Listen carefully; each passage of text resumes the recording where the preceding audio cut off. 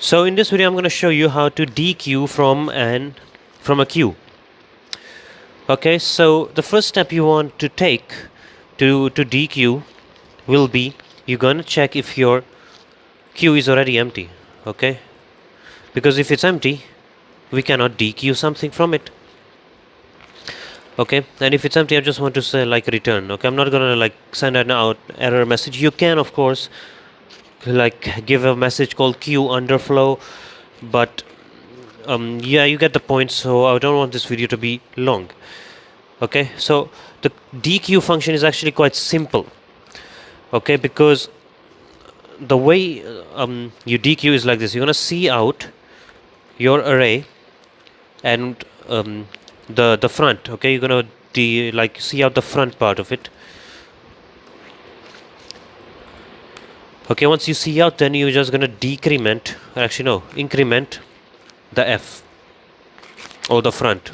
Okay, so real quick, let me just show you how this works. Assume I have a 3 in here. Okay, I'm gonna run a dequeue on this. So once I run a dequeue, I'm gonna see if the queue is empty, which is false, so the if statement doesn't run. Okay, then it's gonna check over here. It's gonna see out what is the element at f right now, which is the 3. So it's gonna see out in my terminal 3, and then it's going to increment f. So f is gonna be over there. All right. Now the 3 does exist because we're using arrays. We're not using a linked list. Okay, but the point is, whenever we run, like the display function, it's going to print from f till r. Okay, so like let me show you. If I run this, okay, I'm going to create my queue. I'm going to do it like so you can see it better here. Okay, I'm going to call my queue. Okay, like that. Then I'm going to say queue dot enqueue.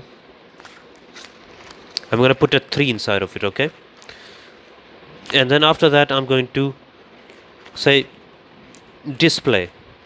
Okay, display, and then I'm going to say queue dot dequeue. Now,